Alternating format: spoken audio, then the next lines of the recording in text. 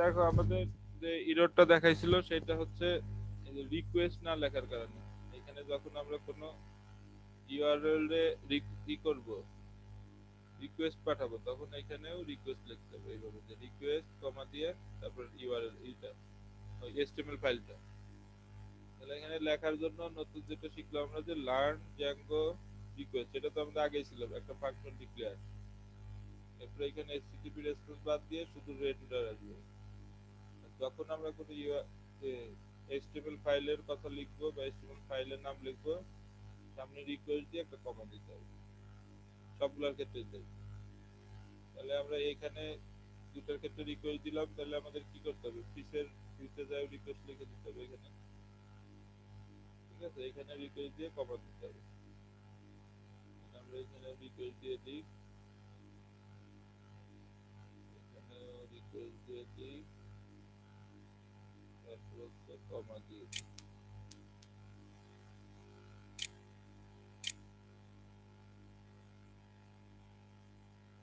কমা দিয়ে সেভ করি।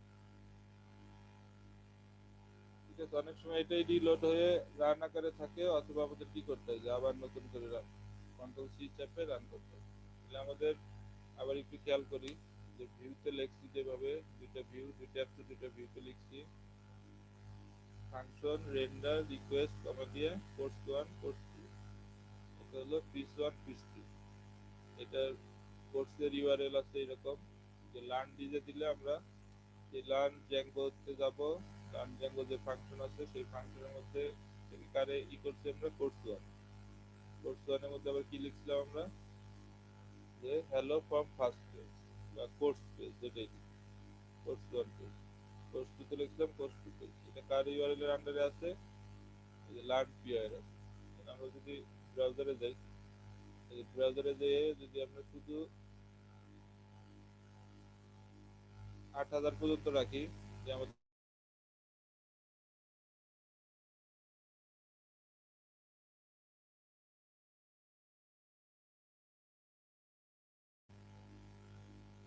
হোম আকারে যেটা আছে এটারে যদি আমরা 8000 পর্যন্ত রাখি, একটু খেয়াল করো যে এটারে এইভাবে যদি আমরা রিফ্রেশ দিই আমাদের তিনটা আসবে, যে অ্যাডমিন স্ল্যাশ অ্যাডমিনে দিলে তো ওই যে আমাদের ইউজার আইডি পাসওয়ার্ড অ্যাডমিনে ঢুকবে। এরপর যদি আমরা স্ল্যাশ দিয়ে কোড দিই কোর্স, তাহলে দুইটা ইউআরএল দেখানো হবে। হ্যাঁ, কোরের মধ্যে আবার কি আছে, লার্ন ডিজে, অটো চলে আসছে, কিন্তু আগেই লেখা ছিল। কোড দিলে আমরা কি পাচ্ছি যে কোড, তারপরে কি দুইটি ইউআরএল আছে, একটা হচ্ছে লার্ন ডিজে, একটা লার্ন পিও। যে এখানে লার্ন ডিজে দিই, ফার্স্ট পেজ থেকে আমাদের ই দেখাবে, লার্ন পিওআই দিলে সেকেন্ড পেজ, আর লার্ন পিওআই না দিয়ে যদি আমরা দিই ডিজে, তাহলে ফার্স্ট পেজ। এটা আসতেছে কোথা থেকে, যে এইচটিএমএল পেজ থেকে কিন্তু আসতেছে, যে এই যে এইখান থেকে, এই দুইটা থেকে আসতেছে। তার মাধ্যমে ভিউ হয়ে ইউআরএল হয়ে, তাহলে আমাদের সেটা যেটা বললাম প্রথমেই, যে ইউআরএল থেকে কোর্স, কোরের যদি যাই ও কি করবে, আবার এই কোর্সের যে ইউআরএল গুলো আছে, কোর্সের ইউআরএল আছে কোনটা, দুইটা, এটা লার্ন ডিজে, এটা লার্ন পিআই। লার্ন ডিজে দিলে দেখাবে ফার্স্ট পেজ থেকে, লার্ন ডিজে দিলে ফার্স্ট পেজ, আর লার্ন পিওয়াই দিলে সেকেন্ড পেজ। এই কথা বলছিলাম যে এইভাবে যে আমরা আকৃত হচ্ছি, যদি এই ব্যাক এই স্ল্যাশ গুলো দেওয়া না থাকতো ইরর দেখাতো, যার কারণে আমরা যে প্রথম পেজ, পরের পেজ, আগের পেজ যাইতে পারতেছি। আরেকটা ছিল কি ফিস। এখন যদি আমরা ফিতে যাই,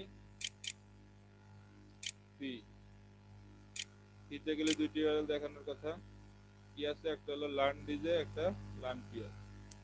যদি আমরা এখান থেকে লার্ন ডিজেতে যাই, লার্ন পিআই আসতে হবে, পিআই ফিস ছিল কত, 400। লার্ন পিওয়াই তে এটাতে কাটে যদি আমরা লার্ন ডিজে দিই, এখন ফিস ছিল কত, 300। তাহলে এটাও আসলো কোথা থেকে, এই যে আমাদের এই দুইটা থেকে। ঠিক আছে, একটাতে ছিল ফিস 500, একটাতে 400। যদি আমরা এখানে অন্য কিছু লিখে দিই, আমরা অ্যাড করে দিলাম আরো যে হ্যালো,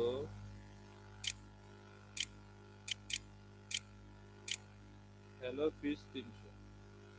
এটা যদি সেভ দিই, কোন পেজে দিছি আমরা, যে ফিস ওয়ানে দিছি, অর্থাৎ ডিজেতে দিছি। এইখানে এখানে যদি রিফ্রেশ দিই, হ্যালো চলে আসে।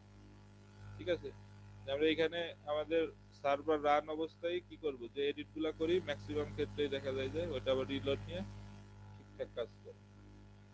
এটা হচ্ছে আমাদের প্রাথমিক টেমপ্লেটের ধারণা। আমরা আবার একটু পুরাটা রিভিউ করি। যে আমরা প্রজেক্ট নামে, আমাদের প্রজেক্টের নাম ছিল প্রজেক্ট 2। তার মধ্যে আমরা রাইট বাটন ক্লিক করে একটা ফোল্ডার তৈরি করছি এইভাবে। ফোল্ডারের নাম দিছি আমরা হচ্ছে টেমপ্লেটস। এই যে টেমপ্লেটস, ঠিক আছে। টেমপ্লেটস এর মধ্যে আমরা এইচটিএমএল ফাইলগুলো নেব। যে আমরা এইচটিএমএল ফাইল নিছি, একটা করে মেসেজ প্রিন্ট করছি।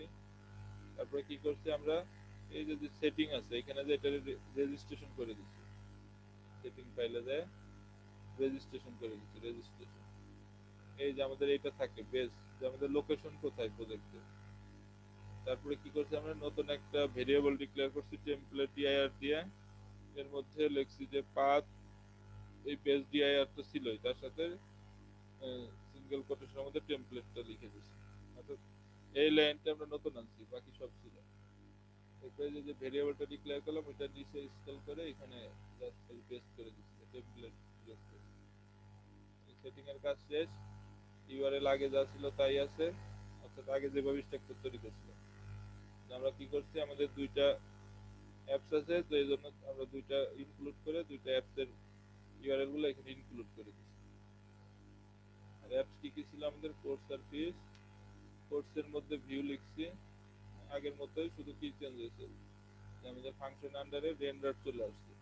ডিফল্ট যে আমাদের রেন্ডার ছিল, রেন্ডার এরপর রিকোয়েস্ট এইচটিএমএল ফাইলগুলো ইনক্লুড করছি। আর ইউআরএল তো আগের মতোই ছিল। এটা হলো আমাদের কোর্সের জন্য। মডেলের মধ্যে কোনো চেঞ্জ নাই, মডেল নিয়ে আপাতত কোনো কাজ করি নাই আমরা। আবার ফিসের জন্য একই রকম, জাস্ট খালি রেন্ডার অংশটা চেঞ্জ হয়েছে।